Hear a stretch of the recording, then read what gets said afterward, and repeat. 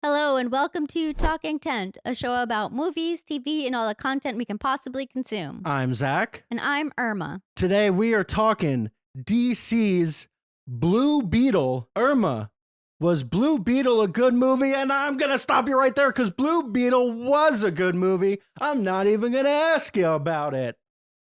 Do you agree? Yeah, I had a fun time watching Blue Beetle. I had low expectations, and I would definitely say this was better than I expected. Yeah, so DC has not given us much to be excited about. No. I'm an idiot. That's the truth. So I think everybody was a bit guarded thinking about this movie. You know, they just came off The Flash, which was like kind of a disaster. Yep. The whole release, whether you liked it or not, different, but like the whole thing was just veiled in this like, man, I don't know about this. And then James Gunn is coming in, so like what's relevant, what's not. So I feel like this movie was an uphill climb. And still, even the release of this is not ideal, and I think also this was supposed to go straight to HBO, but then they decided to put it in theaters. Even though I don't know if this is the best time for it to be in theaters with the writer's strike, the actor's strike, and then just the August of it all. But yeah, people go see this movie. It was good. Yeah, it was really good. And I was hoping it was going to be good. Yes. I was like, I really would like this movie that is representative of an awesome culture, Irma's culture, things that we've been surrounded with here in New York, and like, you know, representation. And also just like the relaunch of DC. I really wanted this to be good. I agree. But I was scared that it wasn't going to be. And if you watch like our Excitometer episode of movies, we were like, I'm excited for it, but I think I literally said it's probably going to be bad. Yeah. But it wasn't. And it was really good.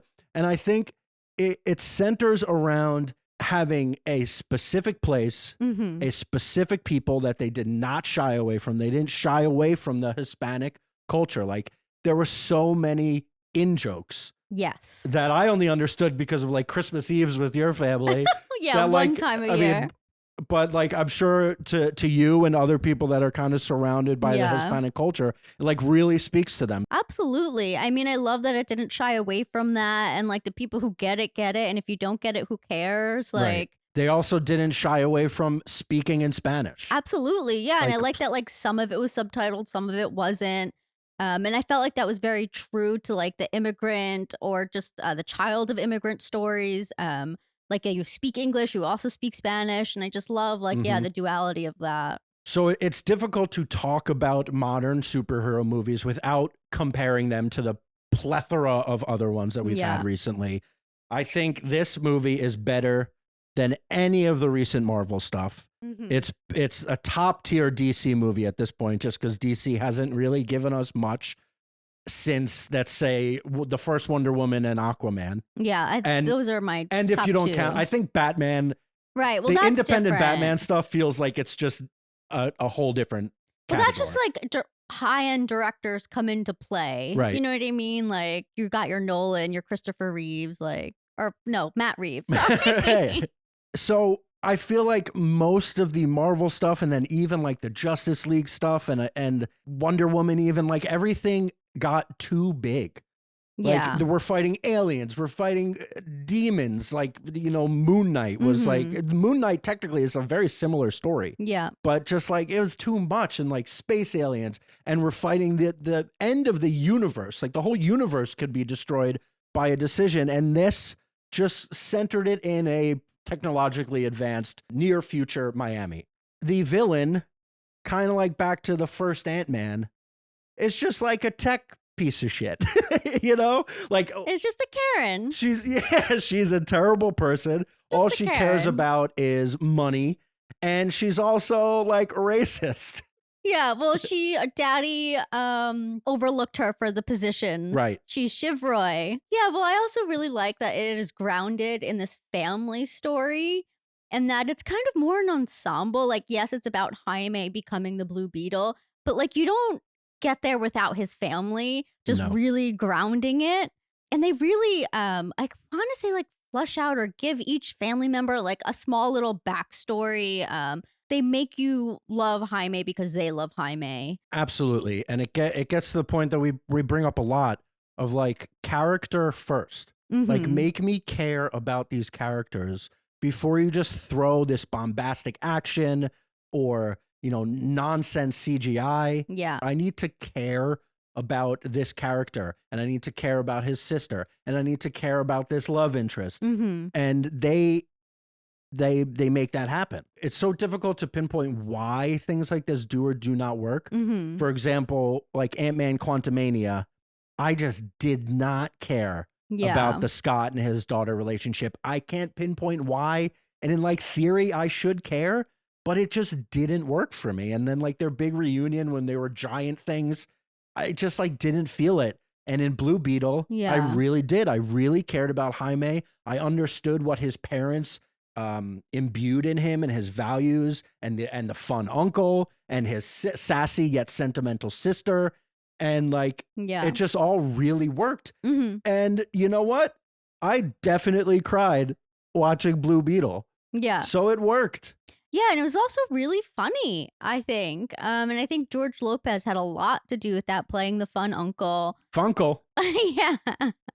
I think he really carried the comedy, which is okay, and I loved it. And yeah, he really like, he had his moments to shine, but then he like went back to being part of the ensemble, which I thought was great. Like, yeah, he was great. And he was also supposed to be like a tech genius. I'm not sure if I really believed all of that, but fine, I don't care. There were definitely some classic action / superhero movie like yada yada yadas that like in a lesser movie or a movie where I just, again, like where the character development didn't work, it would piss me off. Yeah. Like now all of a sudden George Lopez can like program all these computers. It just needs 1 hour to do it. Right. Yeah. But like that kind of stuff didn't bother me in this movie because he endeared himself to me and all of the characters I cared about. So in in like worse movies, some of this like, yeah, well, come on. Like, oh, she had to go back to the headquarters that they just left to get a watch that she could have taken right before, you know? Yeah. But I mean, like, that's kind of one of the issues I originally had. I was just like, this like doesn't make sense. Like, why do all of this? You know what I mean? But yeah, that's kind of, it's a silly nitpick, I think. It's difficult to make a 2-hour movie that moves this much and has like all these different characters without having it feel like, yeah, okay, all right, we're doing this again. Yeah. But again, like this one didn't bother me so much because I really liked the characters. Yeah, and absolutely. I really cared about them. And I also just want to shout out the CGI. I actually thought it looked pretty good. Like, it didn't bother me at all. The only thing that bothered me, which is not CGI at all, was the house that Jaime lived in with his family. It felt very soundstagey to me, especially when they were in the front yard. Like, it just looked fake. Yeah. And that bothered me. Like, I just wish they, like, set it at a real house. Like, especially if you're going to be outside. I don't know. But everything else I thought looked really good. Like, the suit, the body horror of the suit. Yeah, it was crazy. The suit, the Blue Beetle looked fantastic. Yeah. And again, we're comparing, but like you set the center of a movie or a show on the main character, Blue Beetle. You got to make sure that thing looks really good. Yeah. She-Hulk. Well, I feel bad for those. I know that was people. a television show, so like maybe the budget is lower, but I think, and like we've heard stories that Marvel is just churning and churning and churning. Yeah. I'm not saying, I'm not blaming the artist. That's what I'm saying. Yeah, you can't blame them. I just feel like they're so overworked and they're trying their best.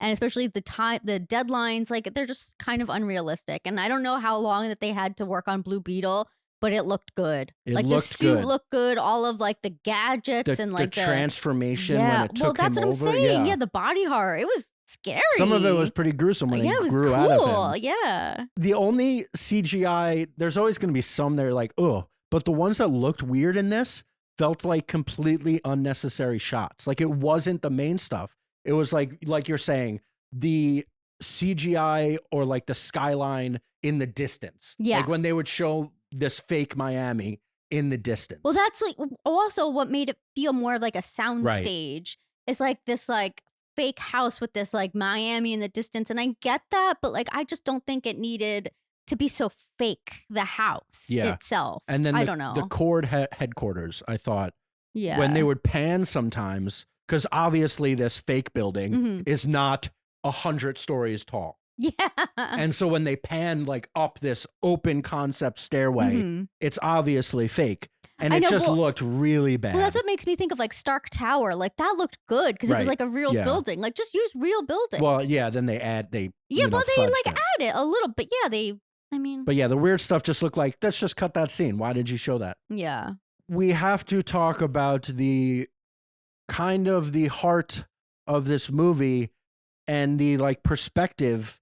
And I know it's a really lofty thing to say, but I am also going to compare it to Black Panther.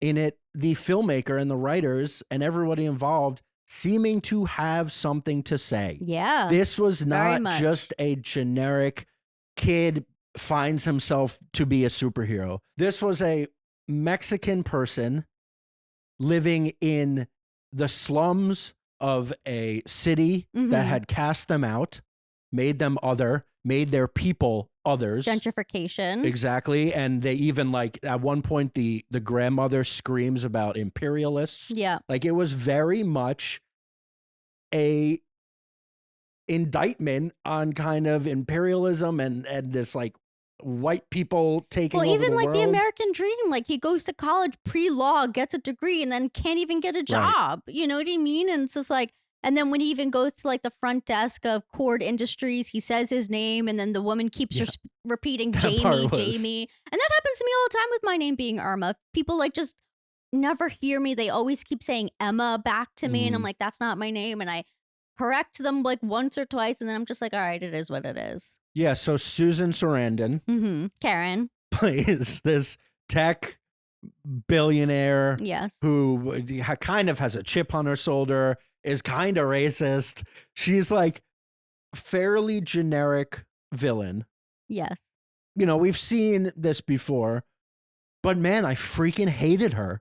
So I guess she did a good job. Yeah, I think she was exactly what she was supposed to do. And yeah, like I was like, wow, I can't believe Susan Sarandon is doing this. But at the same time, like, go Susan Sarandon, like play against type. You know, like me, I remember like, what is it, Stepmoms? That is like one of my favorite movies. I mean, obviously like not Bonnie and Clyde. What's that movie? The two women, Brad Pitt. Thelma and Louise. Thelma and Louise, right. Yeah, so I think she did a good job just being that like woman you want to hate. Yeah, tough role. And then, so we have to address Xolo Maridueña. I thought he was very good. So at first, again, this kind of went into the arriving guarded.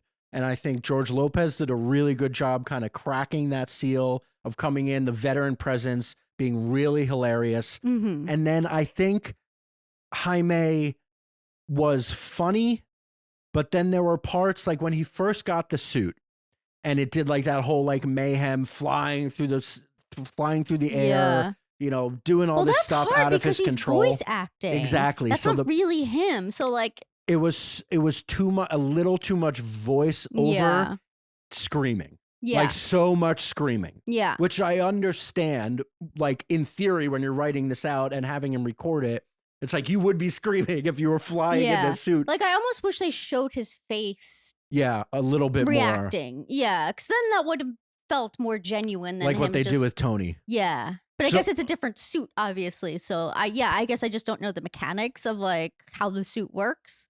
And then interacting with his family was really good. I also want to shout out Belissa Escobedo, who plays his sister, who was like also really good. She was very funny. Yes. But then when she had to be serious, she was like this perfect fulcrum of sass and sincerity.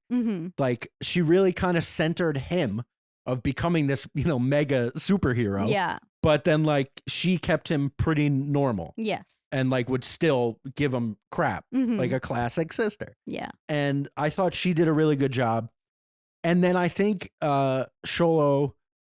Xolo, I think it's Xolo. I watched the video and he says more like Xolo. Okay. He really carried the sentimental parts.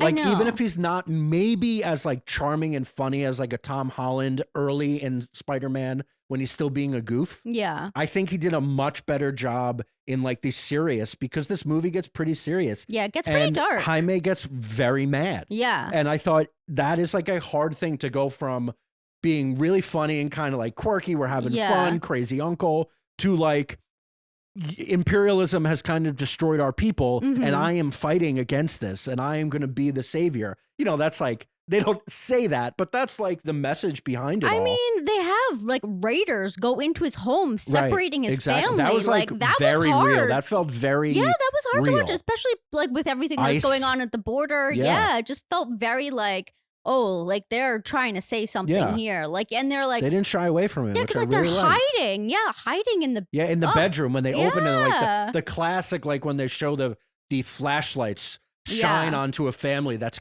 quivering in a corner. Yeah. They did that. They freaking showed that in a super. Actually starting to tear I know, in a silly superhero movie. Yeah. So it gets pretty serious, and I think he did a very good job. Yeah, I think he did.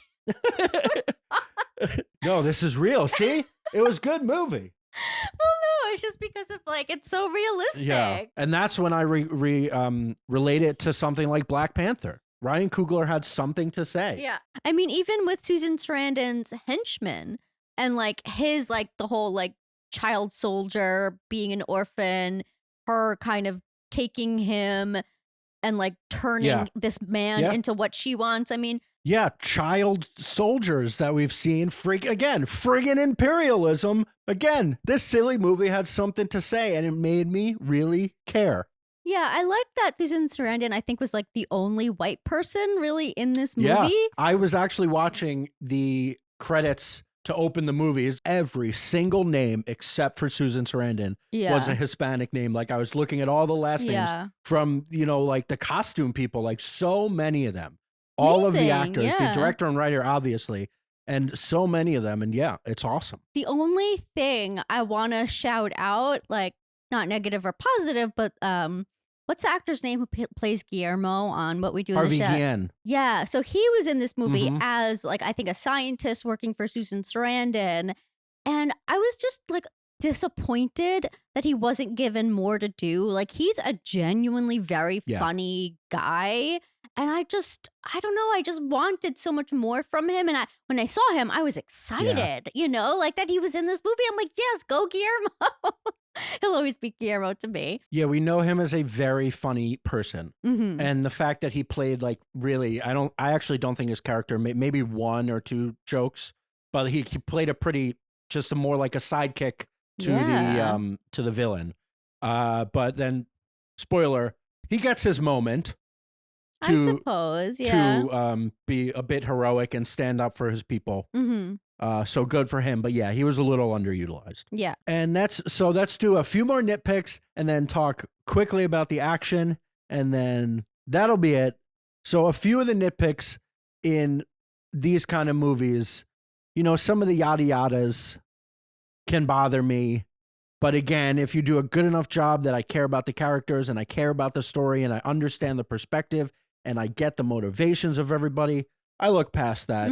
A few things that were, you know, because we're being pretty glowing about this. So this ancient alien scarab thing. Yeah, I kind of wish that I'm glad it didn't go too deep into it. Right. I don't care that we don't really know where it came from. That I don't care about. It's that like Susan Sarandon was able to just like copy and paste the code. Yeah. Like that. It's like that was weird. Yeah. And just enter it into this other guy's suit. It makes sense that this weird scarab thing has to attach itself to a brain and it turns, you know, the host into this super being. I'm cool with that. But to just be able to like copy and paste the code and then just enter it into a machine, which can do the same thing. Yeah. I was like, I know. I agree. What was the scarab, the suit? What was his name? Kajida.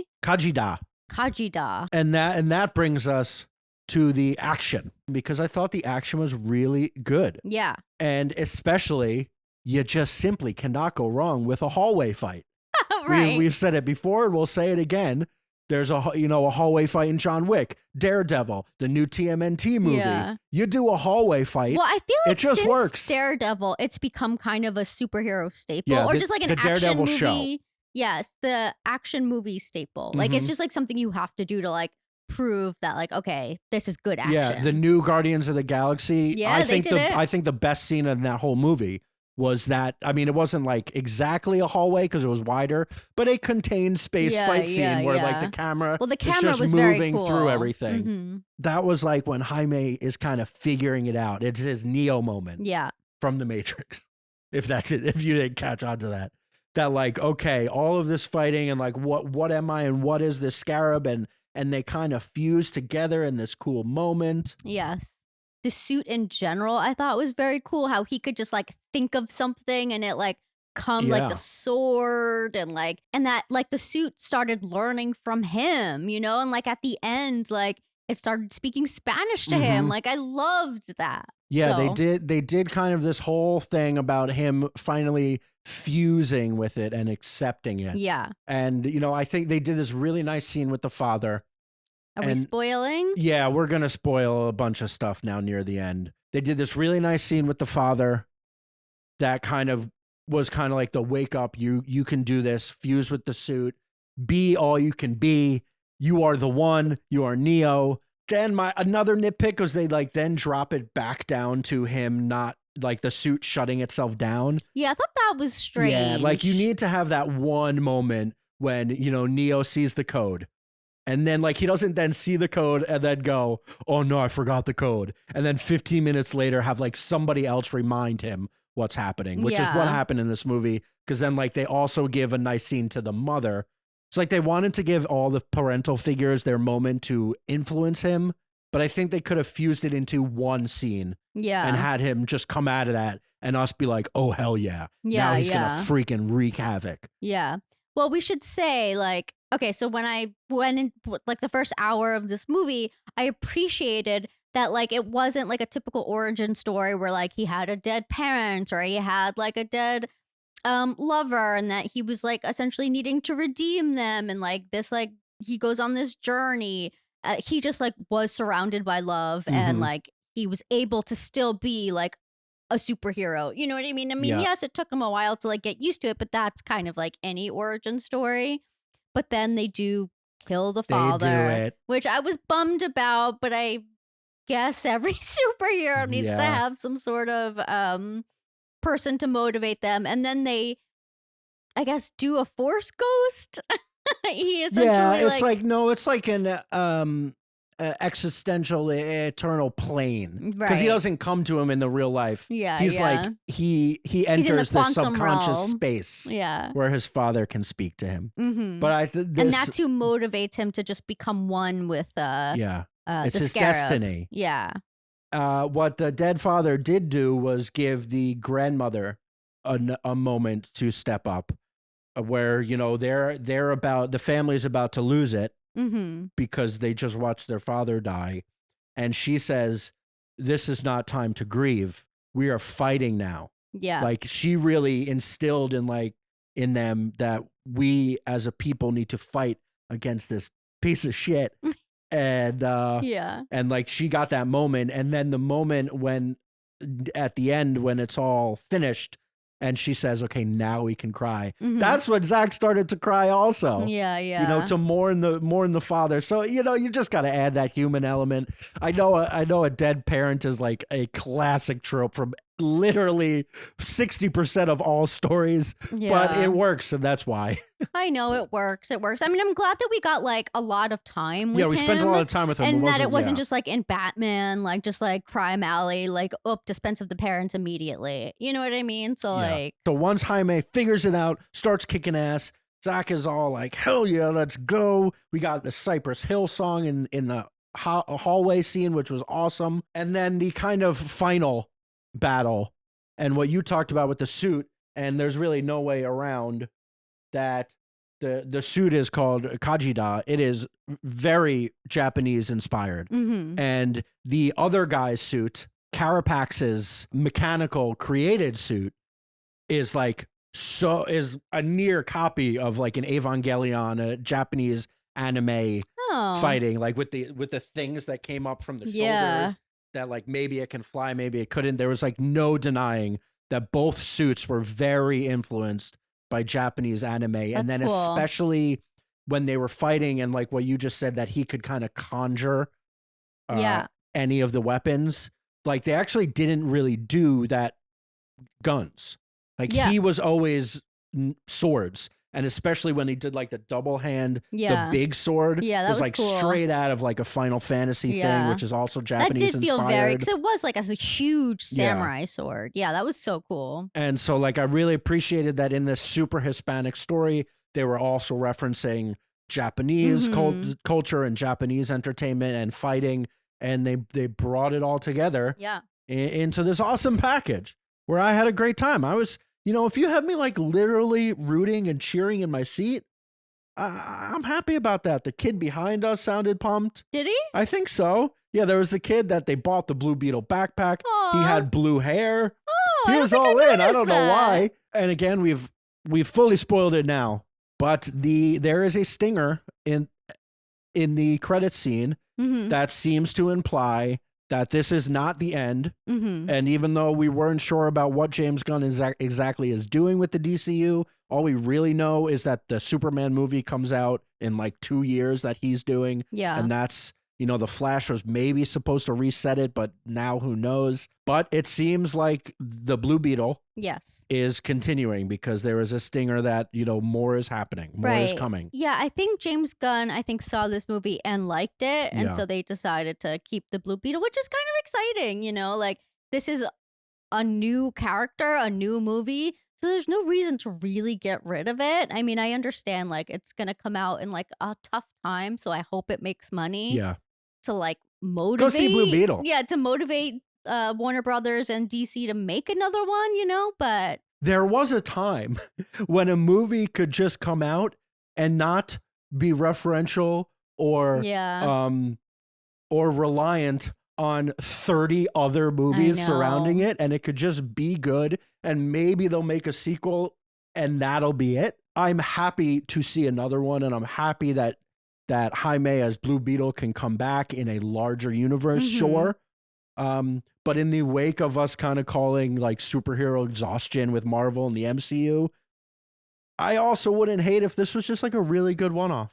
That doesn't spell failure. No, I know. I know what you mean, yeah. But I do think this movie is good enough that even if it doesn't make so much money because of all the different factors that we've talked about, right now, I think word of mouth will spread that if they make a Blue Beetle 2, that will work. Well, also, like, because James Gunn is coming in to connect it all, I think it would be a shame to not include Blue Beetle. Yeah. So I would feel somewhat offended if he didn't include Jaime in some future installment. Honestly, like, because they're trying to do that. Like, I do see what you're saying, that, like, like, studios shouldn't have to feel like everything needs to be connected. And yes, I agree. But like, if they are, that's the intention is to connect it, then like he needs to come back. Yeah, like I need more. We're already way down the road of like everything does have to connect. Whatever I'm talking about is long gone. I know. So like, yes, definitely bring back Blue Beetle. Really good film. Yeah. I had a really good time. I was pumped. Maybe there is hope for the DCU after all. Check out our weekly podcast where we talk all the movies and television that we watched that week. This week, we'll be talking about Xolo, and there's some podcast exclusive segments like Marital Bliss, where we talk about us. Find the podcast, Talk Intent, same name, wherever podcasts are sold. Sold? Yeah. Like, comment, and subscribe below, all the YouTube things. It really helps the algorithm. Did you see Blue Beetle? What'd you think of it? Did you like it as much as I did? Did you like it as much as Irma did? I might have convinced her a little bit of how good it was. But yeah, comment below. Let's have a discussion. So from our living room to yours, what do you want to watch?